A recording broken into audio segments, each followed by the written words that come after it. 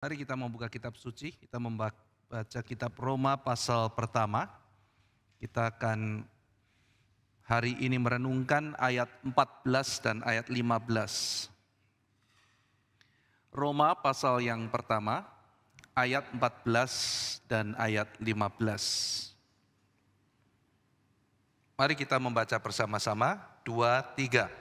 Aku berhutang baik kepada orang Yunani maupun kepada orang bukan Yunani, baik kepada orang terpelajar maupun kepada orang tidak terpelajar. Itulah sebabnya aku ingin untuk memberitakan Injil kepada kamu juga yang diam di Roma. Kita baca sekali lagi, 2, 3. Aku berhutang baik kepada orang Yunani maupun kepada orang bukan Yunani, baik kepada orang terpelajar maupun kepada orang tidak terpelajar. Itulah sebabnya aku ingin untuk memberitakan Injil kepada kamu juga yang diam di Roma. Mari kita berdoa.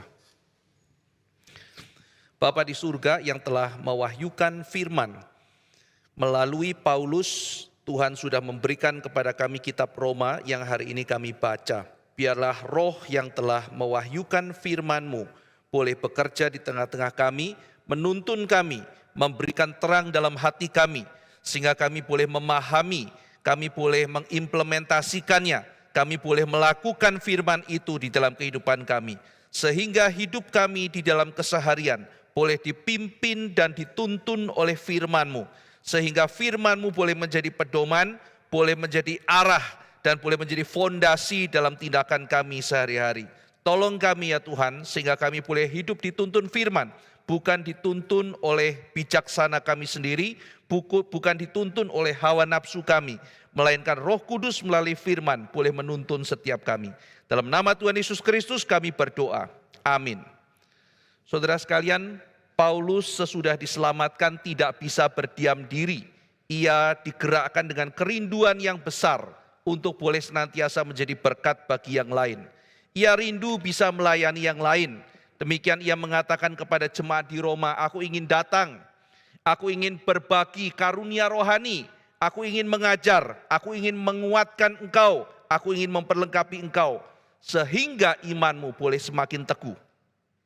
Saudara, dengan demikian, orang yang sudah ditebus oleh Tuhan, memiliki kerinduan di dalam hatinya untuk tidak diam saja, tetapi rindu untuk boleh menjadi berkat bagi yang lain.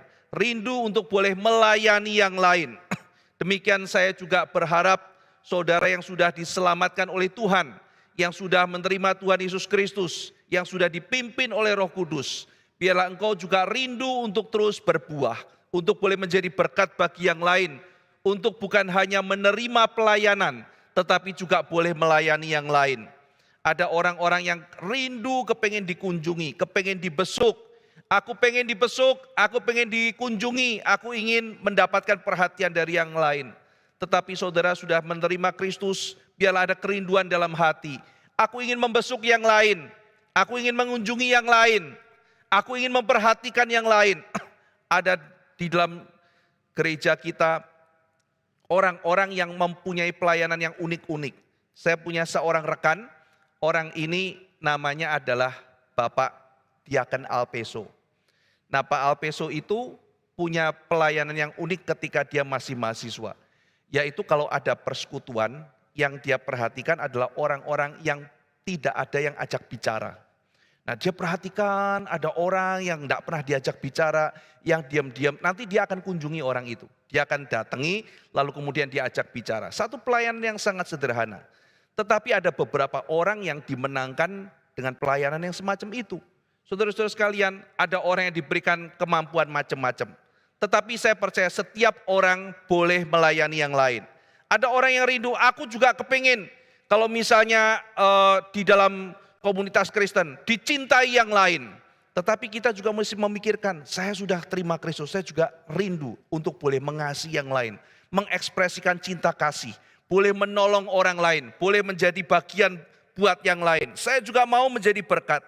Saya juga mau melayani teman-teman yang lain. Ada begitu banyak orang Kristen susah dan butuh penghiburan. Kita kepengen dihibur, kita kepengen dikuatkan. Tapi saudara juga tahu ada orang-orang yang susah hatinya. Ada orang-orang yang kepengen mendapatkan penghiburan. Ada orang-orang yang putus asa. Maka saudara berdoa pada Tuhan, Tuhan tolong saya. Saya pengen kunjungi dia, saya pengen kuatkan dia. Saya pengen memberikan penghiburan, barangkali dengan kehadiranku, barangkali dengan perkataanku, orang yang patah semangat itu boleh sedikit mendapatkan kekuatan, boleh sedikit mendapatkan penghiburan. Saudara tahu ada orang-orang yang sudah tidak mempunyai hikmat lagi, bingung harus melakukan apa. Tetapi saudara punya firman Tuhan, dan saudara datang bicara firman Tuhan, menguatkan imannya, memberikan jalan keluar ketika dia sudah tidak tahu lagi harus berbuat apa. Kita harus saling melayani, saudara. Demikian Paulus mengatakan, aku pengen datang kepada kamu, aku ingin melihat buah-buah di antara kamu, aku ingin melayani. Saudara sekalian, mau ke Roma untuk menemukan buah. Namun demikian Paulus mengatakan, rencanaku ke Roma tetap di dalam kedaulatan Allah. Meskipun Paulus menyadari dia belum bisa ke Roma, berkali-kali mau ke Roma tapi ada halangan. Tetapi dia tahu bahwa meskipun belum saatnya, dia tetap mencoba, dia tetap berusaha. Dia mencoba untuk berusaha datang ke sana. Kita melihat di sini kaitan antara kedaulatan Allah dan tanggung jawab manusia. Aku pengen melayani di sana. Aku ingin memberitakan Injil. Aku ingin mengajar. Oh, Tuhan belum izinkan. Aku taat kalau Tuhan belum izinkan.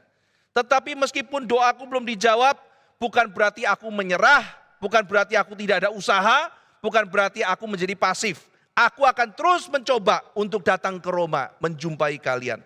Di sini kita melihat perpaduan yang indah antara kesadaran akan kedaulatan Allah, bahwa doaku sepenuhnya berdasarkan bergantung kedaulatan Allah untuk dikabulkan. Tetapi dengan demikian bukan berarti aku tidak bertanggung jawab untuk merencana, untuk merancang, untuk mempersiapkan. Saudara, ketika kita berdoa, Tuhan, Engkau yang sudah memakai aku. Tuhan memakai aku untuk melayani. Ya sudah, saya diam-diam saja. Tunggu nanti saya bisa melayani. Tidak demikian, saudara. Saudara mulai memikirkan bagaimana saya bisa dipakai oleh Tuhan. Saudara punya strategi, saudara punya rencana. Kalau ada orang mau jadi dokter, dia tahu, dia tidak mengerti sama sekali mengenai tubuh anatomi manusia. Dia tidak tahu apa-apa tentang pengobatan. Tetapi dia punya rencana. Saya kepengen suatu hari bisa mengobati orang. Maka dia studi, dia belajar biologi, dia belajar kimia, dia belajar banyak hal. Sampai akhirnya bertahun-tahun dia habiskan di sekolah kedokteran. Bertahun-tahun dia habiskan di rumah sakit untuk praktek, untuk magang. Sampai suatu hari dia diberikan ijazah, diberikan keabsahan untuk menjadi seorang dokter yang mengobati yang lain. Butuh strategi, butuh proses, butuh segala sesuatu. Sampai akhirnya dia boleh melayani dengan baik. Saudara sekalian, ada kaitan antara tanggung jawab manusia dan juga dengan kedaulatan Allah. Kedaulatan Allah tidak menghapuskan tanggung jawab manusia. Saudara sekalian, maka Paulus sudah lama berdoa. Dia mengatakan, aku pengen ke sana, tapi doanya belum dijawab oleh Tuhan. Saudara, bagaimana kalau kita sudah berdoa, tapi doa kita belum dijawab oleh Tuhan? Barangkali saudara-saudara sekalian, kita harus melihat apa maksud Tuhan di dalam delay ini. Tuhan belum jawab doaku, apa yang terjadi? Bisa ada banyak hal. Yang pertama, saudara, mungkin Tuhan tidak mau pakai kita, maka Tuhan tidak jawab. Tuhan pakai aku dalam pelayanan itu. Aku mau Tuhan melayani di bidang itu. Tolong Tuhan, aku mau berjuang, mau pergi ke sana. Tetapi doa kita tidak dijawab. Ada orang mau jadi missionary, berdoa, Tuhan tidak jawab. Kenapa? Mungkin karena untuk daerah itu Tuhan tidak mau pakai orang tersebut. Tuhan mau pakai orang lain. Maka biarlah kedaulatan Tuhan yang jadi. Maka ketika kita berdoa, Tuhan belum izinkan, Tuhan buka pelayanan di bidang itu. Saya mau memberitakan Injil tempat itu Tuhan belum buka. Pak Stephen Tong, bukankah setiap hari senantiasa mendoakan? Kalau suatu hari Tiongkok buka pintu, dia bisa berkhotbah dan dia bermimpi suatu hari bisa khotbah di Tiananmen Square. Saudara. Khotbah di situ memanggil orang pulang kepada Tuhan. Itu doa dia terus, demikian dia mengasihi dan demikian dia berdoa untuk kebangunan sebuah bangsa. Tetapi belum dikabulkan oleh Tuhan. Belum saatnya. Mungkin bukan Pak Tongkah, kita tidak tahu. Tetapi ini juga kita perlu pikirkan. Saya ingin berdoa, saya pengen dipakai Tuhan di satu tempat. Saya pengen memberitakan Injil, saya pengen melayani, saya pengen masuk ke satu tempat, tapi Tuhan tidak buka. Saya pengen menjadi seorang pengajar di satu tempat, di situ saya bisa memberitakan Injil. Saya pengen bekerja di kantor ini, saya ada kesempatan memberitakan Injil, saya bisa melayani Tuhan. di posisi-posisi tertentu, tapi Tuhan tidak izinkan. Mungkin Tuhan bukan mau pakai kita, Tuhan mau pakai yang lain. Sebagaimana Daud mau melayani Tuhan, tapi Tuhan mengatakan, saya mau pakai anakmu, saya tidak mau pakai kamu. Daud punya tugas sendiri, Salomo punya tugas sendiri. Untuk membangun bait Allah, Tuhan tidak mau pakai Daud. Untuk membangun bait Allah, Tuhan mau pakai Salomo. Nah, ini adalah kedaulatan Tuhan, maka Daud harus taat.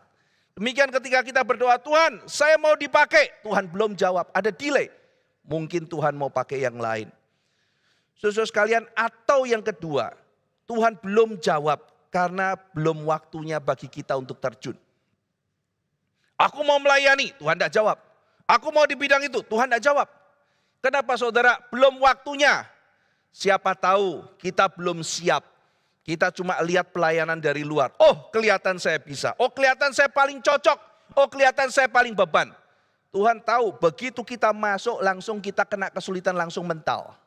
Maka Tuhan pikir belum waktunya. Saya perlu latih kamu, saya perlu persiapkan kamu, saya perlu perlengkapi kamu.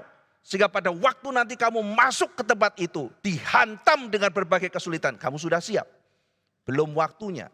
Atau Tuhan punya bijaksana dengan bijaksana yang paling tinggi. Melihat kita belum siap.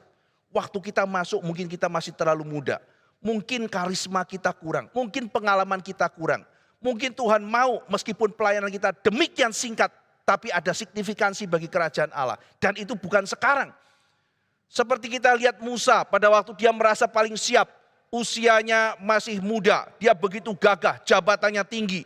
Dan dia rasa dia sudah siap melayani Tuhan. Saat itu dia belum siap oleh Tuhan. Dianggap belum siap. Tunggu sampai umur 80 tahun.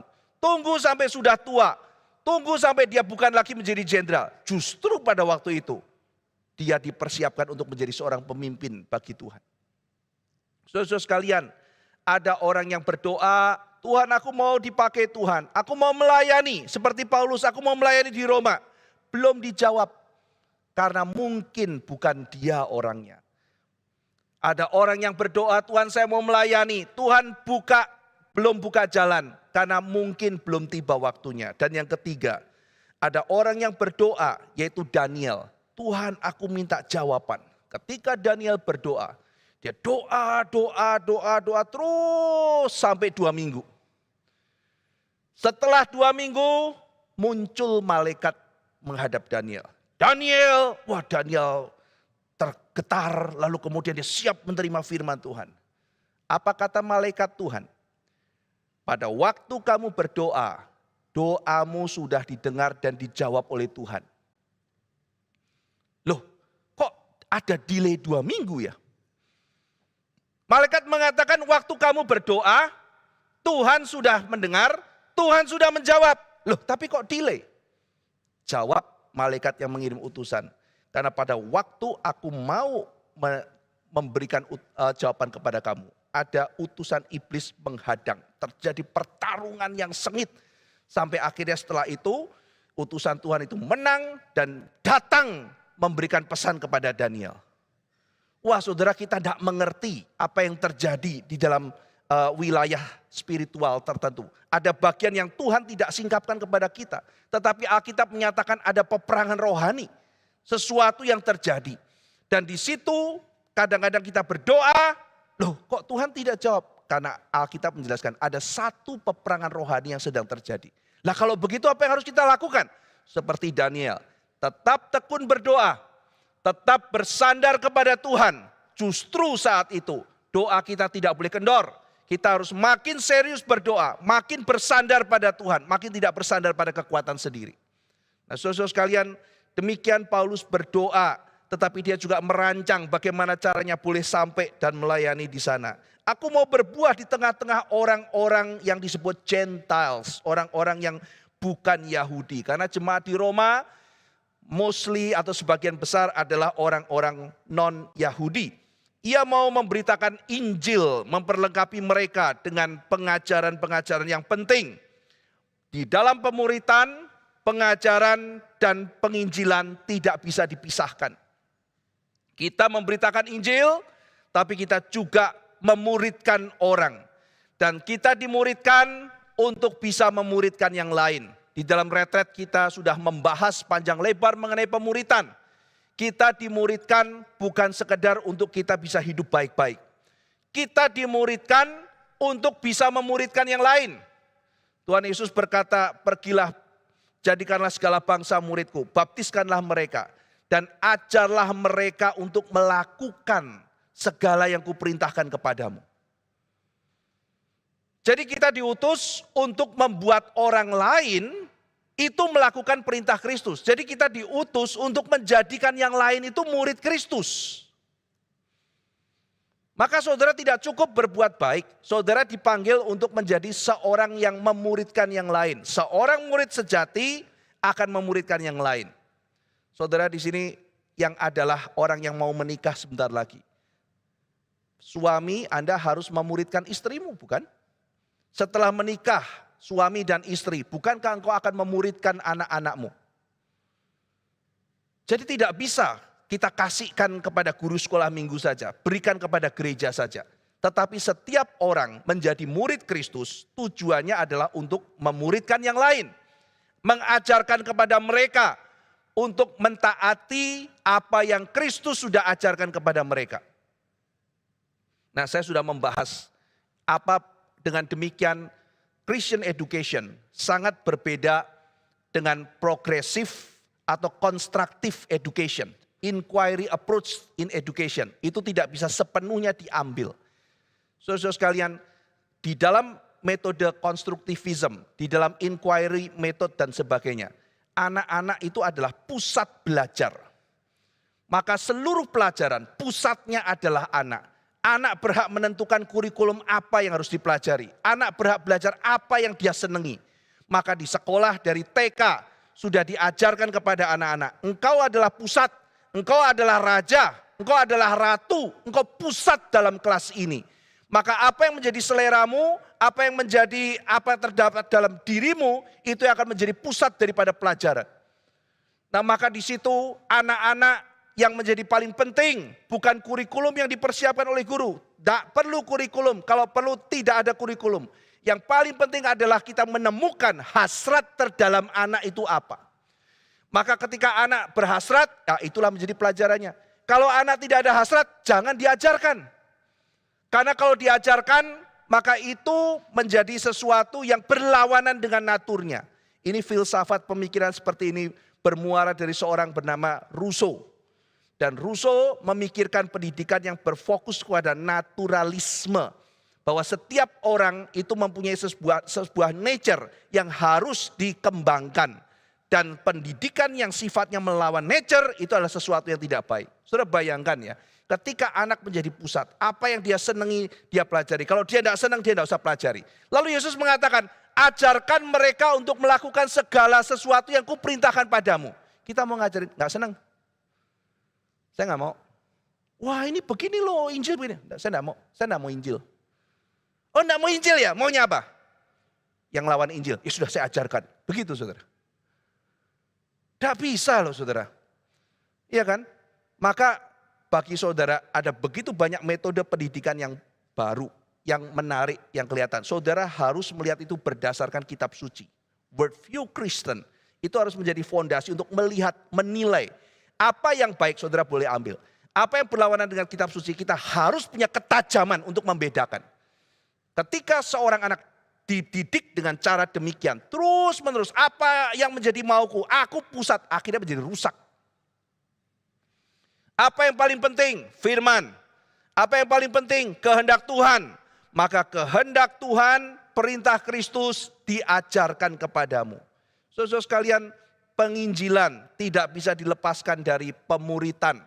Setelah orang mengenal Tuhan perlu diperlengkapi, dipupuk imannya, diajar, dilatih untuk menjadi orang Kristen yang baik. Orang perlu diajar membaca kitab suci, perlu dilatih bagaimana berdoa, perlu ditraining bagaimana melayani, perlu didampingi bagaimana dia bisa boleh menjadi orang Kristen yang makin baik. Demikian saudara sekalian, Paulus pergi, biasanya dia mulai pelayanan di sinagoge. Dia mulai berkhotbah di sana. Maka setelah mungkin berkhotbah 1 minggu, 2 minggu, 3 minggu, maka dia mengatakan setelah kebaktian, orang yang tertarik boleh ikut grup study Bible yang saya akan lakukan di rumah saudara A. Maka setelah itu mereka kumpul. Dan di situ mereka mendengar lebih lanjut tentang pemaparan Paulus. Lalu kemudian terus Paulus mengajar. Sampai ada orang-orang yang bertobat. Yang menjadi murid Kristus. Mereka menerima Injil. Orang-orang itu kemudian percaya kepada Tuhan. Dan setelah itu mulailah mereka itu dibentuk untuk boleh menjangkau yang lain. Maka demikian jemaat terus menyebar kemana-mana. Saudara, alangkah indahnya jikalau orang yang sudah percaya kepada Tuhan Yesus mempunyai beban seperti itu. Wah, saya sudah menerima Kristus. Sekarang saya harus menjangkau yang lain. Saya harus memuridkan yang lain. Saya harus memperkenalkan Kristus kepada yang lain. Kenapa banyak orang tidak lagi mau memberitakan Injil? Kenapa orang tidak lagi mau memberitakan apa yang dia imani? Minggu-minggu akan datang kita akan masuk satu tema yang penting. Yang seringkali membuat kita tidak lagi suka memberitakan Injil. Yaitu karena banyak orang Kristen malu karena Injil. Tidak confident pada Injil.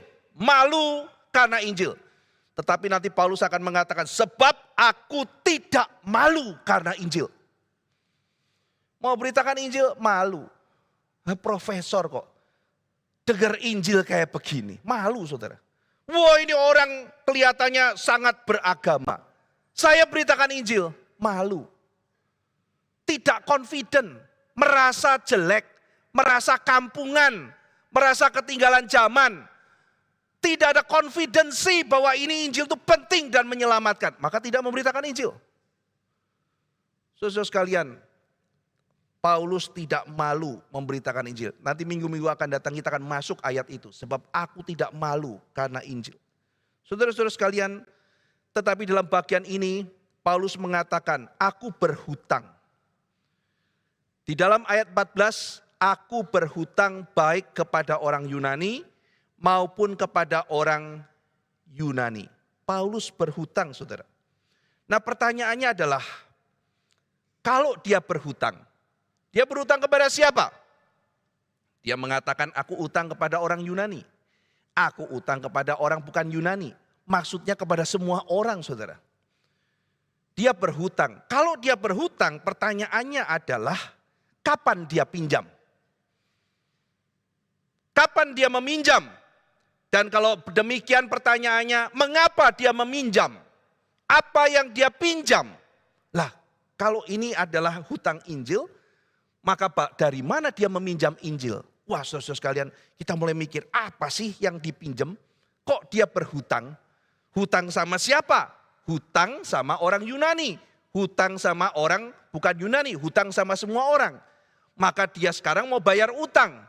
Tapi kapan utangnya? Kenapa dia harus hutang? Nah, saudara sekalian, sebelum kita membahas apa sebetulnya hutang Injil yang dimaksud oleh Paulus, saya akan menjelaskan apa yang bukan.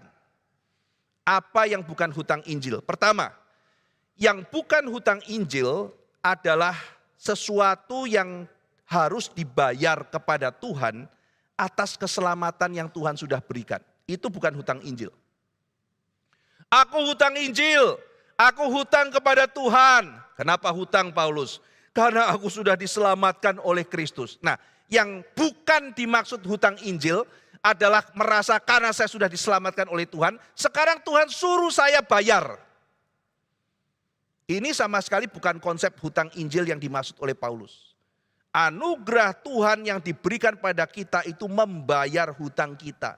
Bukan membuat kita jadi utang sama Tuhan dan harus bayar dengan jasa kita. Sama sekali salah.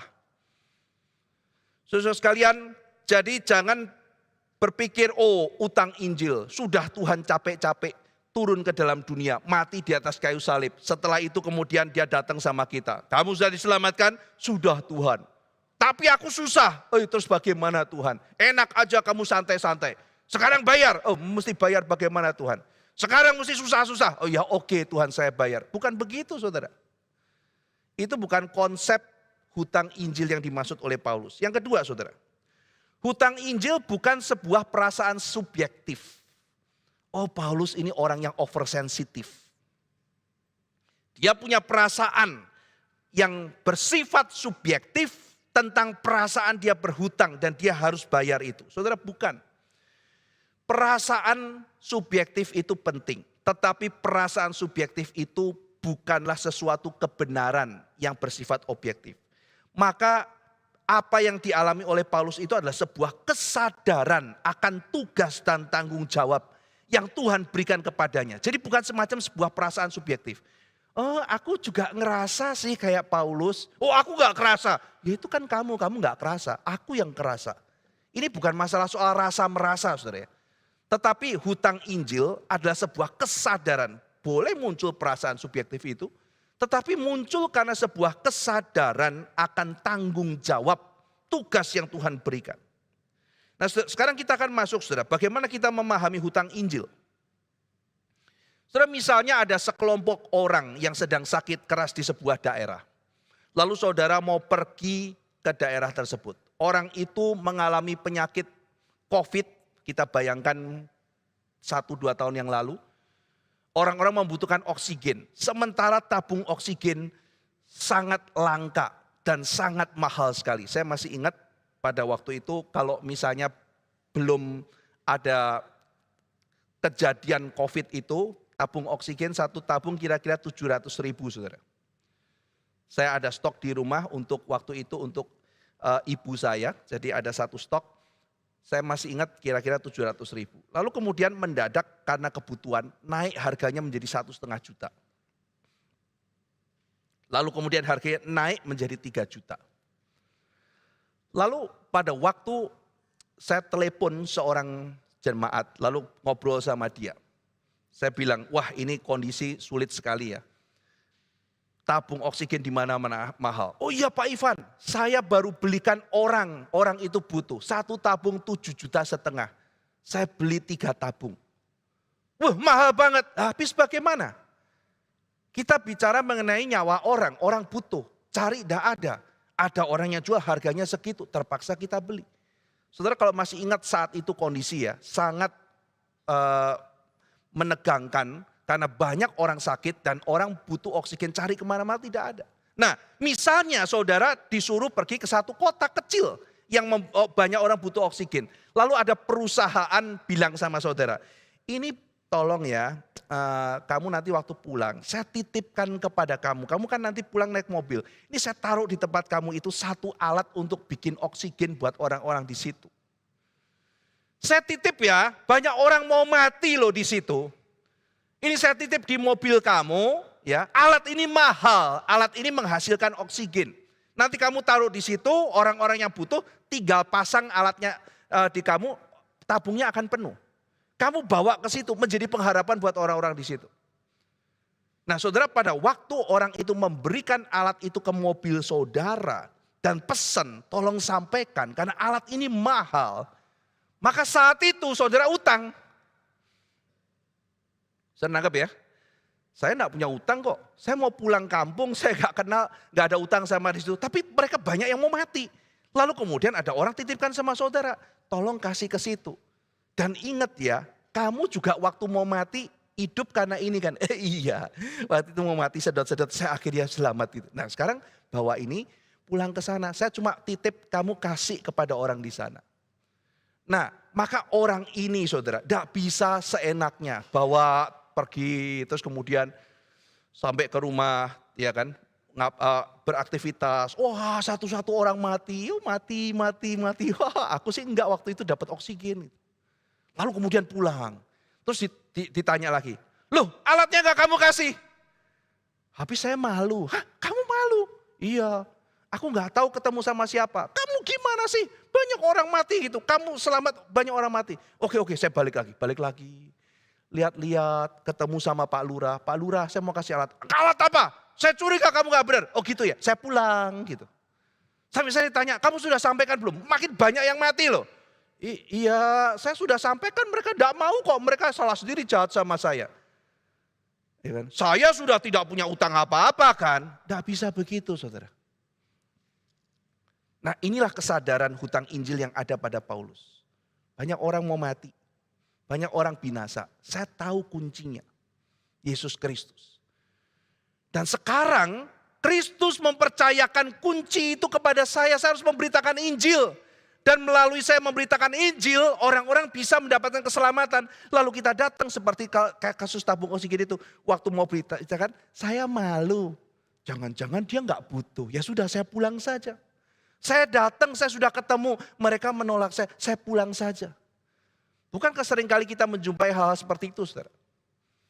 Tetapi pertanyaannya adalah, apakah kita elok melakukan hal itu? Kita punya hutang. Seperti Paulus, dia tidak punya hutang dalam pengertian dia pinjam sesuatu. Tapi dia dipercayakan sesuatu. Dia dipercayakan sesuatu yang berharga, yaitu Injil Kristus Yesus yang harus dia beritakan supaya orang mendapatkan keselamatan. Dan saudara, kunci hidup matinya orang adalah kalau dia mengenal berita Kristus itu juru selamat atau tidak. Dan mungkinkah kita mengatakan, saya malu. Lalu kemudian kita pulang dan kita bungkam dan kita tidak menceritakan Kristus kepada orang yang membutuhkan. Bagaimana cara kita membayar hutang? Bagaimana kita lepas daripada beban tanggung jawab itu? Yaitu kalau kita menyampaikan itu kepada orang yang membutuhkan. Dan ketika orang itu mendapatkan faedahnya, kita bersyukur karena kita sudah menyampaikannya. Demikian juga dengan kita yang mempunyai hutang Injil. Kita sudah diselamatkan oleh Kristus. Lalu kemudian kita dipercayakan Injil supaya orang lain juga bisa mendapatkan keselamatan itu. Saudara sekalian, mari kita sampaikan Injil itu kepada orang lain. Supaya orang lain juga boleh menerima keselamatan di dalam Kristus. Itu adalah hutang Injil. Keselamatan jiwa sudah sepatutnya kita sampaikan. Saudara, pada waktu saudara membaca kitab Raja-Raja, dalam 2 Raja-Raja. Di situ ada inflasi di Samaria. Saya sudah membahas dalam pemahaman Alkitab mengenai inflasi di Samaria. Pada waktu terjadi inflasi di Samaria, ketika makanan betul-betul tidak ada lagi, sampai kepala keledai pun dijual. Sehingga akhirnya satu kepala keledai harganya seperti sebuah mobil mewah untuk makanan. Nah, karena benar-benar sudah tidak ada makanan, maka di situ banyak orang yang saking kelaparannya bahkan rela makan anak sendiri. Satu tragedi yang menakutkan sekali. Nah, saudara sekalian, maka Tuhan pakai ada sekelompok orang yang sakit kusta. Lalu dia pikir, kita diam di sini mati lapar. Yuk kita pergi ngemis di tempatnya orang Aram. Loh, nanti kalau kita dibunuh gimana? Ya dibunuh mati, di sini mati. Tapi kalau di sana masih ada kemungkinan 50%, 50%. Di sini pasti mati. Di sana mungkin mati, mungkin dikasih makan. Iya betul juga ya. Jadi ngapain? Ya sudah kita pergi. Mereka pergi sampai ke sana, perkemahannya kosong. Karena Tuhan sudah mengirim bunyi-bunyian, mereka kira itu serbuan dari orang Mesir, maka orang-orang Aram kabur. Mereka kemudian makan pesta, saudara. Semuanya mereka nikmati. Nah, setelah menikmati, sudah mau hampir pagi, ada satu orang bilang gini, etis gak kita ya? Makan, minum, seneng-seneng. Sementara orang lain mau mati. Satu pengemis bilang, kita ini sudah hampir mati loh. Tapi kita sekarang menikmati semuanya ini. Saya menikmati, tapi teman kita tuh mau mati loh. Apakah etis kalau kita hanya duduk di sini dan menikmati? Satu orang mengatakan, kita harus pulang, kita harus beritahu kepada orang lain. Dan mereka pulang kasih tahu yang lain. Ada makanan di sana, baru mereka semua berbondong-bondong datang. Saudara menikmati firman. Sementara ada orang yang betul-betul mungkin seumur hidup satu kali dengar firman kayak kita pun tidak bisa loh. Saudara pernah berikan kepada mereka kesempatan untuk dengar firman? Pernah kirim link, pernah apa? Pernah berikan ayat firman Tuhan? Malu karena Injil. Saudara-saudara sekalian, apakah etis? Apakah elok? Apakah layak kita menikmati semuanya ini, tetapi kita tidak memberitahu yang lain? Inilah hutang Injil, saudara. Kalau engkau mengasihi sahabatmu, maka berita yang paling baik yang bisa kau beritakan adalah berita Injil.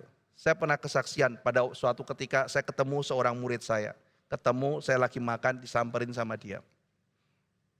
Dia duduk, lalu dia ucap terima kasih Pak Ivan pernah mengajar saya 15 tahun yang lalu. Saya ingat-ingat, oh ya orang ini saya ingat.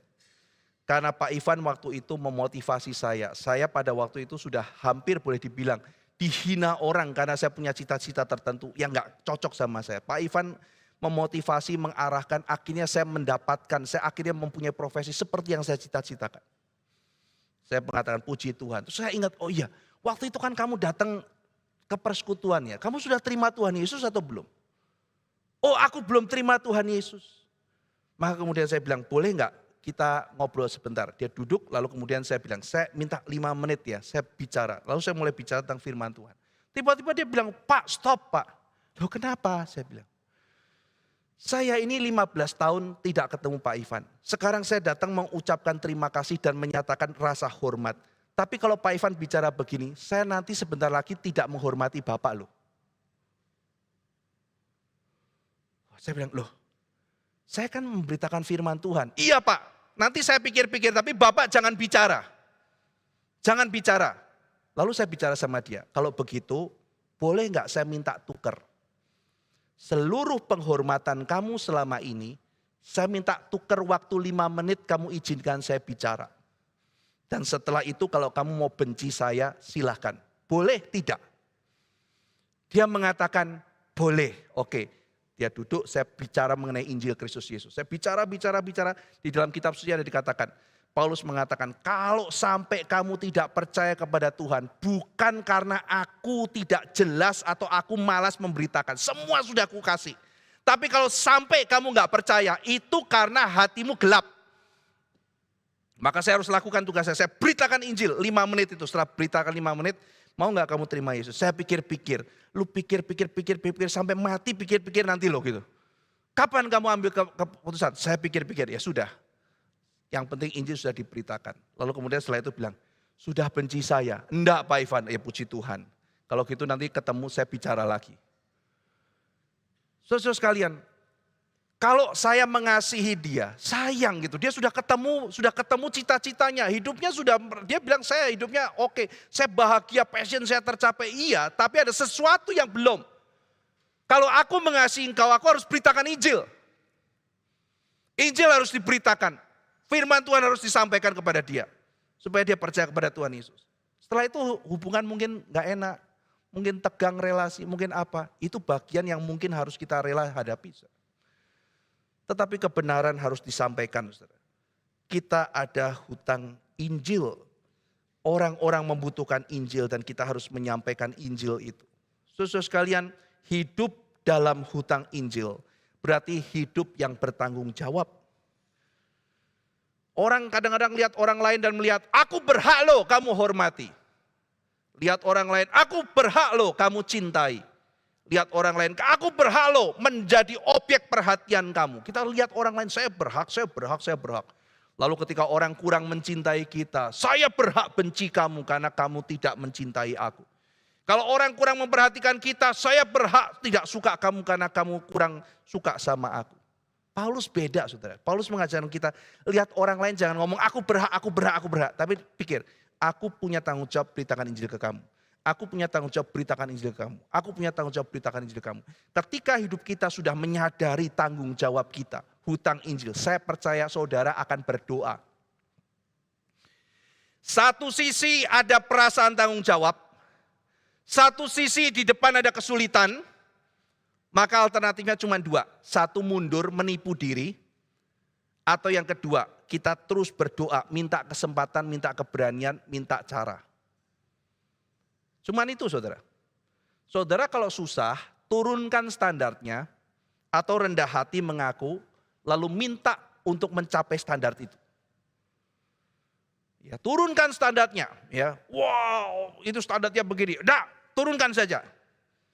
Kita harus memberitakan Injil. Aku kan sudah memberitakan Injil. Kapan? Aku memberitakan Injil. Aku baca firman ke anakku, memberitakan Injil. Kita turunkan standarnya saudara. Kita jangan begitu, nanti kalau orang marah, yang penting relasi baik. Aku sudah memberitakan Injil, kita turunkan aja semua standarnya, kita turunkan. Bahkan kalau perlu orang yang rajin memberitakan Injil, kita sikat. Suatu ketika saya ditelepon sama satu orang, Pak Ivan, ada berita, kenapa gitu? Ada satu orang rajin memberitakan Injil, dia dipukul, lalu kemudian dia dilemparkan Setelah dipukuli, babak belur dilempar di depan sebuah rumah sakit. Dia rajin memberitakan Injil. Lalu saya bilang, pertama, jangan salah logika dulu. Belum tentu dia dipukuli karena memberitakan Injil. Bisa saja dia dirampok. Ya kan? Yang kedua, mungkin dia memberitakan Injil. Lalu dipukuli orang, lalu dilemparkan. Pertanyaannya adalah, setelah itu responnya apa? Nah kemudian dia mengatakan, setelah itu responnya adalah kampus kami, para senior-senior meeting. Lalu kemudian mengatakan, kesimpulannya adalah mulai sekarang, semua kita dilarang memberitakan Injil. Bagaimana respon Pak Ivan? Saya singkat menjawab, setan. Bagaimana mungkin orang memberitakan Injil dilarang? Setan itu. Kalau engkau mengajarkan, kalau misalnya karena memberitakan Injilnya kurang berbijaksana sehingga akhirnya menimbulkan seperti itu. Ajarlah orang memberitakan Injil dengan bijaksana. Iya kan, ada memang orang memberitakan Injil kan maksa kan saudara ya. Datang ke rumah sakit. Dengar Injil, itu kan maksa saudara gitu. Tidak ada sopan santun, tidak ada apa. Lalu boleh nggak itu? Tidak boleh. Saya maksa, ya kan enggak, orang juga benci sama kita. Orang memberitakan Injil kan ada sopan santun, harus ada empati, ya kan? Ada relasi yang dibangun. Ngomong itu kan kita harus membangun relasi dulu saudara. Orang nggak mau kita paksa, ya orang akhirnya menjadi marah. Kalau memang orang itu kurang bijaksana, kita ajarkan cara memberitakan Injil yang lebih berbijaksana. Ya kan? Nanti berantem, ya kita ajarkan bagaimana caranya nggak berantem. Kalau kita memang bukan mau bermusuhan, kita bukan mau cari masalah kok. Kita mau memberitakan firman. Lalu ada orang yang misalnya gini, orang itu memang sudah dengan baik dia memberitakan Injil. Tapi memang orang benci dia. Orang kemudian akhirnya menyasar dia. Kenapa? Karena orang memang tidak suka sama pemberitaan Injil dia. Ya sudah, Yesus mengajarkan. Kalau kamu dianiaya, flee to the mountain. Lari ke gunung. Dan ketika kamu lari ke gunung, sambil kamu lari ke gunung, sambil kamu memberitakan Injil. Itu yang diajarkan kitab suci. Maksudnya gimana Pak Ivan? Maksudnya begini. Kalau di kampus A kamu dipukuli sampai akhirnya kamu dilempar, kamu pergi ke kampus B. Beritakan Injil di situ. Kalau di kampus B kamu dipukuli, kamu pergi ke kampus C. Tapi saya rasa itu bukan penganiayaan karena pemberitaan Injil. Menurut saya kejadian itu adalah murni orang itu karena ada perampokan, dipukuli lalu dilempar. Tidak ada kaitannya dengan pemberitaan Injil. Tapi responnya terlalu heboh dan responnya akhirnya mengakibatkan salah ambil keputusan. Salah ambil keputusan. Saudara sekalian, kalau kita sudah punya standar, saya mau memberitakan Injil. Saya punya beban. Tapi saudara menyadari saya tidak sanggup, saya punya kelemahan, saya takut, saya malu dan sebagainya. Apa yang akan saudara lakukan? Saudara pasti berdoa. Dan ketika saudara berdoa, tidak mungkin Tuhan tidak buka jalan. Kalau doa pun tidak pernah. Kalau secara konsep pun kita sudah menipu diri kita sendiri. Ya, kalau memang kita tidak berani, ngaku di hadapan Tuhan.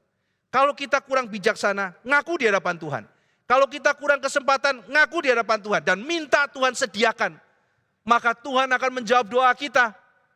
Tapi kalau kita sudah menipu diri kita sendiri, oh yang penting ini, yang penting ini. Yang penting aku sudah kerja baik-baik, aku melayani kok, aku begini. Aku kasih persembahan, aku begini, macam-macam saudara. Aku sudah memberitakan Injil, ya aku cerita ke anakku, itu kan juga Injil. Baca Matius loh, Matius kan Injil gitu. Akhirnya semua standar diturunkan, bahkan orang yang sungguh-sungguh memberitakan Injil kita kecam. Kalau yang dia itu adalah ekstrim. Orang seperti itu ekstrim. Ya, bahkan saudara-saudara sekalian, ketika Pak Tong sudah mengajak orang, yuk pemberitaan Injil, yuk ikut aku. Lo lihat bagaimana aku. Bahkan bilang, Pak Tong mah kapin terus, kapin terus. Ya ampun gitu. Kapin terus, kapin terus. Saudara kalau diajak Paulus, PI terus gitu loh. Paulus, PI terus. Paulus akan bilang, lah jadi lu jadi orang Kristen maunya apa gitu. Buffet terus gitu. Ya party terus. Bukan begitu. Justru ini adalah penginjilan yang sejati. Ini adalah kekristenan yang sejati. Heran loh saudara, Pak Tong ketika mengatakan, ayo kita pergi. Pak Tong loh, penginjilan terus. Bosan aku. Mana bisa kita berani ngomong kalimat seperti itu saudara. Justru kita masih bersyukur. Kita dianugerahkan pemimpin yang terus ajak saudara. Gelisahkan hati saudara. Ada orang bilang, Pak saya kalau kayak begitu terus hati nurani saya terus diusik. Ya bagus. Kalau kayak Yunus gimana? Sudah di bawah ada badai ketiduran. Nuraninya sudah gak keusik saudara. Kalau kita masih bisa keusik, kita bisa berdoa, kita minta kekuatan Tuhan. Saudara, biarlah kita digelisahkan. Aku punya hutang, aku punya kewajiban. Aku hidup tidak bisa semaunya saya. Saya melihat orang lain, iya ya, aku punya hutang, aku punya hutang. Saudara, mari kita belajar melihat dengan apa yang diajarkan kitab suci. Kita lihat orang-orang dekat kita, saya punya utang, saya harus beritakan Injil, Tuhan bagaimana caranya, Tuhan tolong saya. Kewajiban, tema kewajiban ini banyak diangkat oleh orang-orang eksistensialisme, saudara. Tetapi lebih daripada itu, Alkitab yang mengajarkan pada kita bahwa hidup kita itu adalah sebuah hidup yang Tuhan berikan dengan sebuah pertanggungjawaban yang harus kita lakukan di hadapan Tuhan. Dan salah satu pertanggungjawaban yang penting adalah saudara punya berita kunci hidup mati, surga neraka.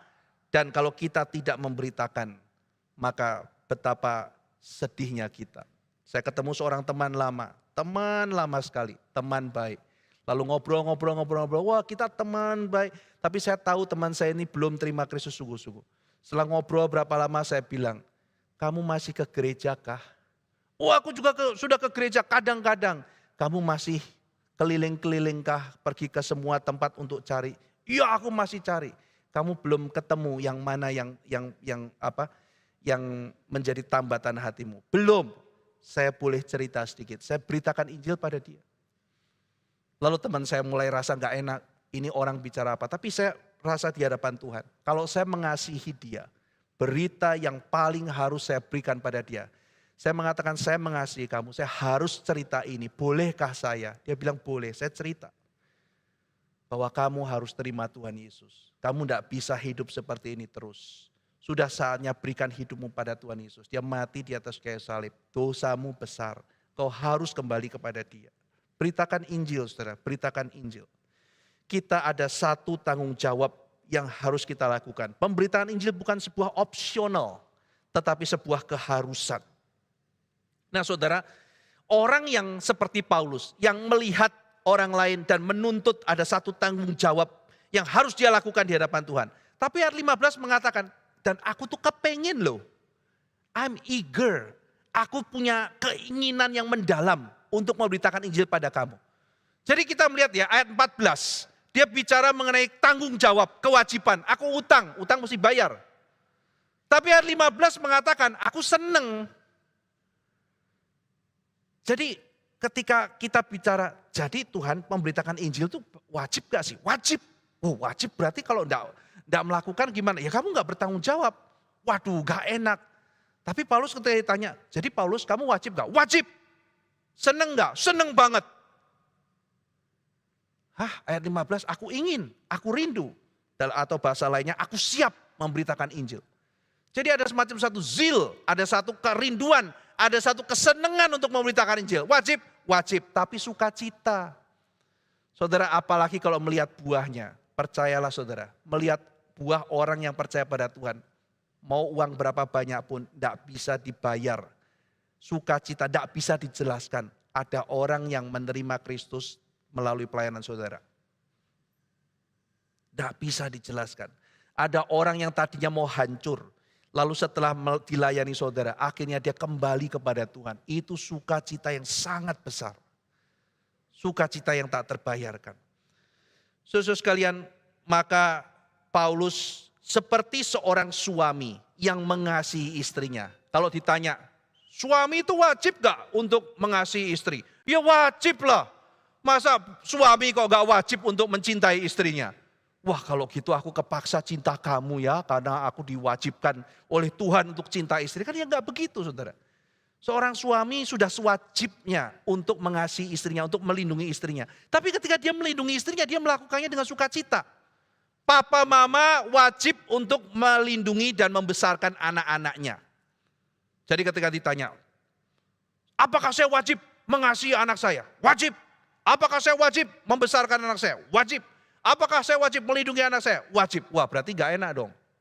Tapi ada papa mama yang mengatakan, wajib. Dan aku senang banget, aku sukacita melakukannya bagi anakku. Jadi yang namanya wajib tidak bertentangan dengan kerelaan hati. Itulah hutang Injil. Kewajiban yang ada pada kita, tapi biarlah kita melakukannya seperti Paulus. Melakukannya dengan penuh sukacita. Kenapa saudara? Karena kok Tuhan percayakannya pada kita ya. Tuhan bisa percayakan pada malaikat, lebih beres kerjanya mungkin. Tapi Tuhan percayakan Injil itu pada kita. Saudara ingat tadi saya punya perumpamaan. Saya mau pergi ke satu tempat, lalu kemudian saya punya mobil, ditaruh alat itu. Pertanyaannya kenapa orang itu pilih saya? Dia bisa pilih yang lain. Tetapi dia percayakan alat itu pada saya karena dia percaya pada saya. Kalau Tuhan percaya pada kita dan mempercayakan berita yang sangat mahal itu, yang orang sampai jual segalanya untuk mendapatkan yaitu berita Injil, maka saudara dan saya adalah orang yang sangat terhormat. Orang yang sangat terhormat. Saya masih ingat ketika Pak Tong mengajar teologi penginjilan. Dia bilang, coba kamu pergi, masuk ke toko-toko yang jual barang berharga. Coba kamu lihat bagaimana orang itu memperlakukan hal yang berharga. Coba pergi ke toko permata, pergi ke tempat-tempat yang jual barang yang mahal-mahal. Kamu perhatikan di situ bagaimana cara orang pegang uang, pegang barang itu. Lalu kemudian saudara, saya kemudian pergi, saya masih ingat ke satu mall di Jakarta. Lalu kemudian saya masuk ke satu counter, orang yang jual pulpen, jual tas, jual apa yang mahal-mahal. Mahasiswa teologi tentu saja tidak ada uang. Lalu mau beli barang seperti itu, ya pasti tidak mungkin. Tetapi ini tugas teologi penginjilan. Melihat, jadi Pak Tong bilang, kamu kalau pergi beli gorengan, ya beli ya, 1.000 bang, zaman itu 1.000 dapat 5 saudara. 1.000 dapat 5, terus 1.000 dapat 5 terus bilang, tambahin dong, tambahin lagi 1. Cabenya yang banyak, dikasih cabai yang banyak. Pak Tong bilang, coba kamu kalau beli permata, tambahin dong, enggak bisa, kasih brosur. Gitu. Iya kan, masa cuma segitu, tambahin 1 serok, enggak bisa gitu kan ya. Beli segini ya begini, nah lalu kemudian saya pergi masuk ke toko itu ya. Masuk toko itu, pertama saya udah takut-takut. Ya memang gak beli gitu kan. Nanti kalau disuruh beli, kepaksa beli gimana gitu kan. Udah lihat-lihat dari jauh, terus kemudian saya mulai masuk. Begitu masuk saudara, tokonya sepi saudara. Mumpung sepi gitu kan. Mumpung sepi saya masuk. Menakutkan, begitu saya masuk toko, selamat datang, pintunya ditutup, jegek mati gua gitu ya. Terus kemudian laga lihat-lihat gitu ya. Terus kemudian saya lihat satu pen. Ini yang unik yang mana ya? Oh ini special edition Pak. Ya tolong lihat yang ini. Dia pakai sarung tangan. Ya kan? Dia pakai sarung tangan, dia keluarkan itu, kemudian dia buka. Lalu kemudian dia taruh di depan saya dengan posisi yang baik untuk saya ambil. Setelah saya ambil, lalu saya lihat-lihat. Saya cari yang warna ini gitu kan saudara ya. Cari yang gak ada kan gitu kan. Cari warna ini ada enggak? Oh enggak ada, oh enggak ada. Makin wah sayang yang enggak ada ya. Ada pun juga enggak akan beli gitu. Iya kan? Coba dia bilang ada, mati saya mesti cari yang warna lain lagi gitu kan ya. Deg-degan gitu, aduh gimana gitu ya. Saya enggak pernah masuk toko begitu. Terus kemudian dia ambilkan yang lain. Coba kalau yang ini Pak, yang ini Pak. Terus saya perhatikan. Begitu saya pegang, saya taruh, dia lap, saya jadi sungkan juga. Dia lap barangnya. Dia pegangnya, saya perhatikan, oh iya. Dia cara pegangnya beda. Lalu setelah pulang Pak Stephen menjelaskan, orang yang pegang barang berharga, memperlakukan barangnya juga seperti barang berharga. Lalu kesimpulannya adalah, kalau kamu dipercayakan berita Injil, apakah kamu akan main-main ketika cerita Injil? Injil itu mutiara berharga, bukan barang rongsokan. Maka yang memberitakan Injil juga harus dengan keanggunan memberitakan Injil itu. Itu pelajaran saya masih ingat. Iya ya, Injil itu bukan berita murahan. Injil itu berharga. Yang mempercayakan itu Tuhan yang demikian mulia. Saya yang dipercayakan itu terhormat. Bukannya, apa sih saya mesti berikan beban Tuhan. Kamu itu saya berikan penghormatan. Saya percayakan sesuatu yang begitu berharga, yaitu berita Injil. Inilah yang saya akan sampaikan. Itu sebabnya nanti saudara, Paulus mengatakan, aku confident, aku punya keyakinan yang kokoh, atau aku tidak malu akan Injil itu. Saudara nanti melihat Injil seperti apa. Ketika kita menyadari ini sangat berharga, ini menentukan hidup mati manusia, maka kita confident akan Injil. Saudara sekalian, kita terhormat. Biarlah kita melakukannya dengan sukacita. Ini wajib. Kenapa sukacita? Karena saya dipercaya. Karena Tuhan percaya kepada saya, mempercayakan berita Injil ini. Mari kita tidak mempergunakan kepercayaan itu dengan sembarangan, saudara, tetapi dengan sungguh-sungguh. Saudara sekalian, lalu dikatakan Injil itu adalah Injil yang harus diberitakan kepada semua orang, baik kepada orang Yunani maupun kepada orang bukan Yunani.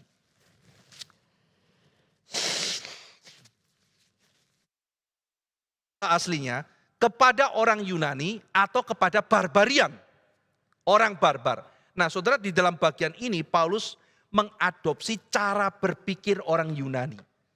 Tanpa memang harus membenarkan, tetapi inilah cara orang Yunani berpikir. Orang Yunani membedakan saya orang Yunani, di luar Yunani itu barbar. Nah, apa maksudnya Yunani dan barbar? Ditegaskan Paulus di bagian yang keduanya, yaitu orang yang terpelajar dan juga orang yang kurang terpelajar. Injil itu untuk semua. Injil itu bukan untuk satu kelompok. Oh, kelompok elit. Tidak, saudara. Injil itu untuk semuanya. Paulus mengatakan segala kebudayaan, segala status sosial dibutuhkan oleh semuanya. Tidak peduli orang itu kaya atau miskin, bangsa apapun, semua perlu Injil Kristus Yesus. Setelah pada waktu Paulus melayani di mana? Dia melayani di Areopagus. Dia ketemu para orang-orang yang belajar filsafat stoiksisme, belajar filsafat epikurianisme. Dia beritakan Injil di situ. Orang-orang yang terpelajar dia beritakan. Tapi budak seperti Onesimus, dia juga beritakan Injil. Tidak peduli dia adalah orang seperti budak ataupun orang-orang yang paling terpelajar, profesor. Dia beritakan Injil. Dia tidak malu, dia tidak takut bicara kepada pejabat seperti Felix.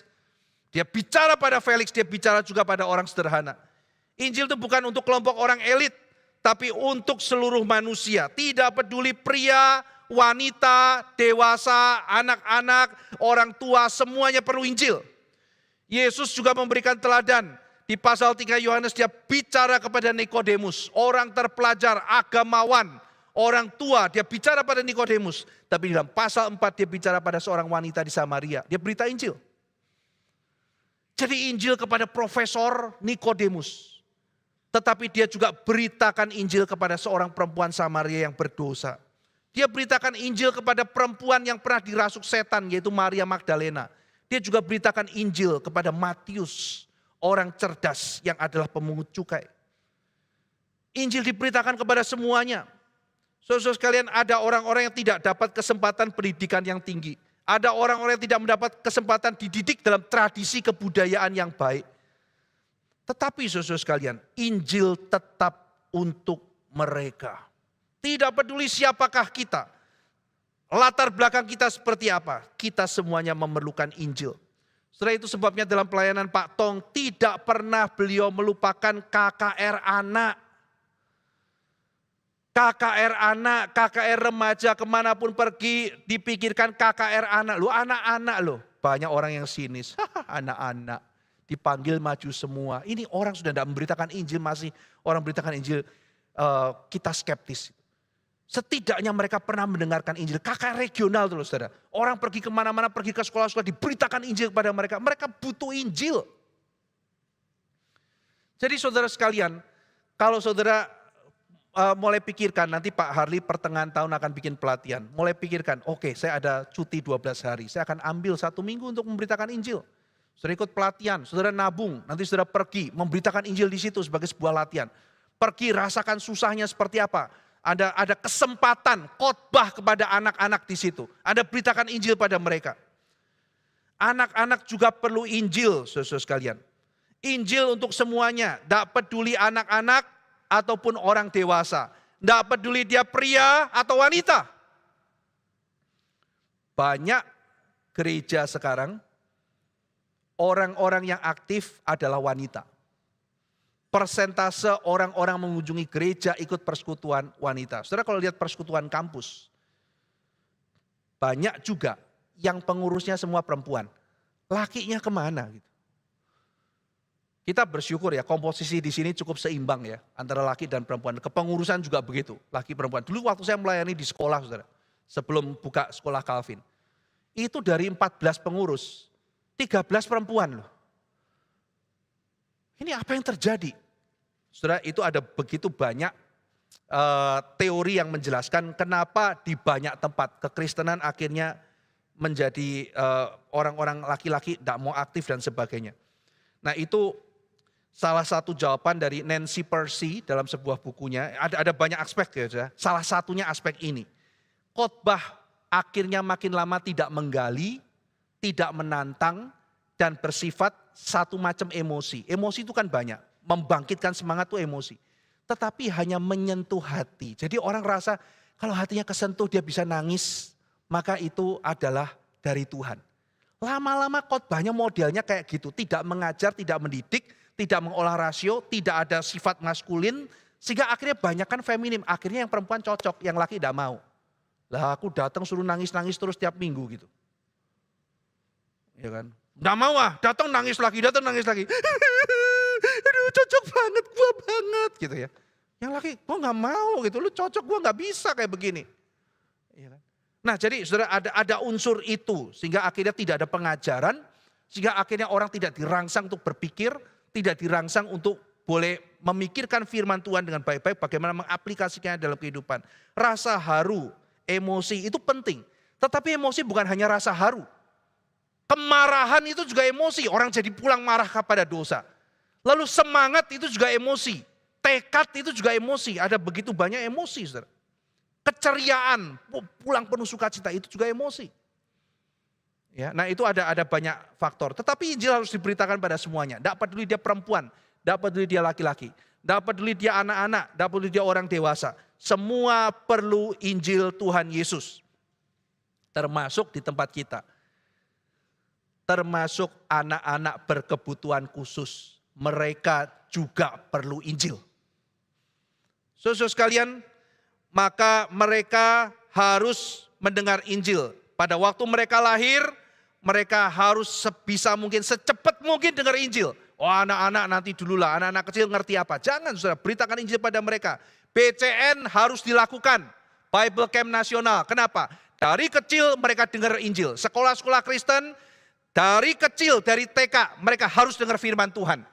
Mereka harus dengar Injil. Sebelum mereka dicekokin oleh filsafat dunia, sebelum mereka dirusak oleh zaman ini, mereka harus dengar Injil. Saudara sekalian, orang yang dengar Injil harus berhadapan dengan dunia yang begitu menakutkan. Apalagi kalau sama sekali tidak pernah ditaburkan Injil. Maka dari kecil Injil ditaburkan. Dari rumah saudara memberitakan Injil. Injil untuk semua orang. Kalau begitu semua perlu Injil. Saya tidak perlu Injil. Kenapa? Saya sudah Kristen lama. Komunitas-komunitas Kristen tidak perlu Injil lagi Pak Ivan. Tidak. Termasuk Injil harus diberitakan pada orang-orang yang belum Kristen, termasuk pada gereja di mana banyak orang Kristen. Harus dengar Injil lagi. Mereka perlu Injil lagi, mereka perlu Injil. Karena mungkin ada orang-orang yang sudah lama jadi Kristen, tapi belum bertobat sungguh-sungguh, belum terima Tuhan Yesus. Mereka juga perlu Injil. Nah saudara sekalian, maka ini yang Paulus katakan, aku utang Injil pada siapa? Pada semua orang. Mari kita juga rajin memberitakan Injil. Mungkin ada teman saudara, mungkin ada orang-orang yang butuh. Saudara doakan, saudara beritakan Injil pada mereka. Saudara sekalian, Paulus mau memberitakan Injil. Dia mau pergi ke Roma, dia mau pergi ke Spanyol. Pertanyaannya kenapa? Kenapa Paulus mau memberitakan Injil sampai ke Spanyol? Kenapa dia mau ke Roma? Kenapa dia ajak orang-orang Roma pergi ke Spanyol? Saudara sekalian, ini semua bermula dari Kejadian pasal 10. Dan kalau saudara kembali pada Kejadian pasal 10, di situ ada tabel bangsa-bangsa.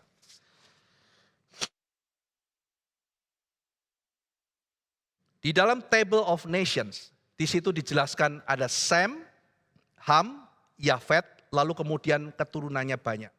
Kita ini bukan hanya keturunan, mereka ini bukan hanya keturunan Abraham, tetapi diingatkan oleh kitab suci, mereka juga keturunan dari Nuh. Nuh, Sem, Ham, dan Yafet. Nah saudara kalau membaca di dalam pasal 10 kitab Kejadian, Table of Nations, itu sangat penting di dalam kitab suci. Karena dari Sem, Ham, dan Yafet muncullah bangsa-bangsa. Muncul ini, muncul ini, muncul ini. Dan kalau saudara hitung itu kira-kira ada 70 bangsa. 70 bangsa dalam Kejadian pasal 10. Nah, di dalam Table of Nation itu, saudara ketika membaca pasal 10, saudara akan mempunyai kesimpulan, oh gak heran ya dalam perjanjian lama ini ada bangsa-bangsa yang bermusuhan sama orang Israel. Bangsa-bangsa yang bermasalah. Oh Mesir, keturunan Ham yang dikutuk. Oh pantes. Babel, oh keturunan Ham. Pantes bermasalah. Assyria, oh keturunan Ham. Filistin, keturunan Ham. Pantas bermasalah. Nah jadi Table of Nation di dalam pasal 10 itu memberikan kerangka kita membaca kitab suci. Abraham dari mana? Oh Abraham dari Sem. Keturunan siapa? Keturunannya Eber. Eber dari sini nanti muncul Hebrew, orang Ibrani itu loh. Eber, orang Ibrani. Karena Abraham keturunan Eber. Eber orang dari situ muncul kata Ibrani. Nah saudara jadi 70 bangsa. Dari Sem, Ham, Yafet muncul 70 bangsa, dari 70 bangsa muncul seluruh bangsa dalam dunia ini. Nah jadi saudara, kalau saudara kaitkan dalam perjanjian baru, waktu Yesus dalam Lukas pasal 10 mengutus orang-orang memberitakan Injil, ada berapa orang yang memberitakan Injil saudara? Ada berapa? Saudara nanti buka Lukas pasal 10 ya. 70. Kenapa angkanya 70? Satu, karena di dalam Table of Nation, bangsa-bangsanya ada berapa? 70. Jadi nanti Paulus di dalam kitab Roma pasal 11 dan sebagainya bicara mengenai pemulihan Israel. Nanti kita akan kembali ke situ, Table of Nation. Jadi dari bangsa ini pecah, nah nanti dari itu akan mendapatkan Injil. Jadi sudah kesebar, nah Tuhan Yesus mengirimkan 70 mewakili satu orang satu bangsa. Maksudnya apa? Injil untuk seluruh bangsa. Maksudnya itu saudara. Injil itu bukan untuk orang Israel saja. Injil untuk seluruh bangsa. Nah jadi pada waktu Abraham diberikan janji oleh Tuhan. Abraham nanti keturunanmu akan menjadi berkat bagi seluruh bangsa. Apa yang muncul dalam otak Abraham? Pasal 10. Iya kan? Menjadi berkat bagi seluruh bangsa. Keturunan Sem, Ham, Yafet akan menjadi 70 bangsa. Termasuk nanti ada keturunan yang tinggal di tempat yang jauh. Seperti misalnya ada yang namanya Yavan ya. Yavan itu menjadi cikal bakalnya, bapaknya orang Yunani.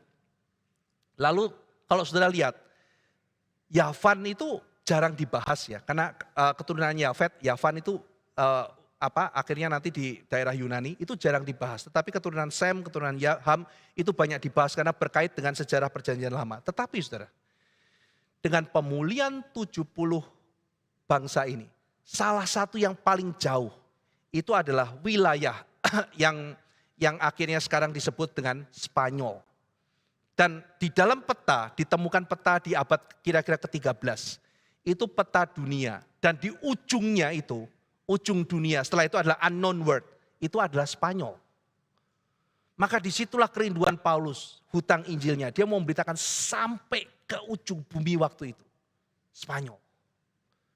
Dan itu juga berkait dengan pemulihan, konsep pemulihan Israel terdapat di dalam Table of Nation. Bagaimana seluruh bangsa nantinya mendengar Injil.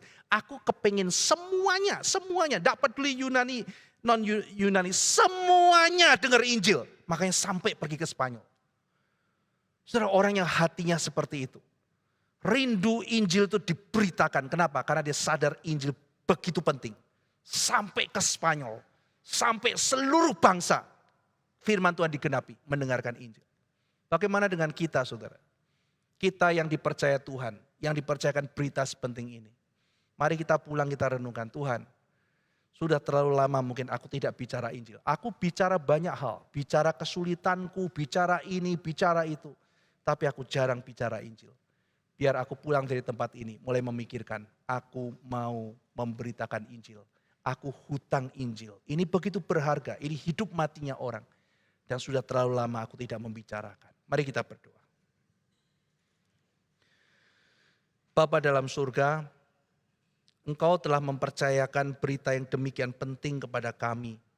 Engkau yang demikian mulia, mempercayakan kepada kami. Betapa terhormatnya kami ya Tuhan, dipercaya oleh Engkau memberitakan berita yang sangat penting, sangat mulia, sangat berharga. Tuhan, tapi kami tidak memiliki kekuatan, kami seringkali juga tidak memiliki bijaksana, kami seringkali tidak memiliki keberanian yang cukup untuk memberitakan. Tuhan, tolong kami, ajar kami, berikan kami kesempatan, berikan kami keberanian, berikan kami bijaksana, supaya kami boleh membagikan berita yang mulia ini kepada orang-orang yang membutuhkan. Jadikan kami orang-orang yang rajin dan suka memberitakan Injil. Jadikan kami bangga akan Engkau ya Tuhan, bangga akan Kristus, bangga akan salib-Mu, dan membagikan Injil kepada orang-orang yang kami temui. Terima kasih ya Tuhan, biarlah seperti Paulus kami boleh belajar, mengatakan kami berhutang Injil, dan ketika kami memberitakan Injil dengan penuh sukacita, dengan penuh semangat, dengan penuh gairah. Dalam nama Tuhan Yesus Kristus kami berdoa. Amin.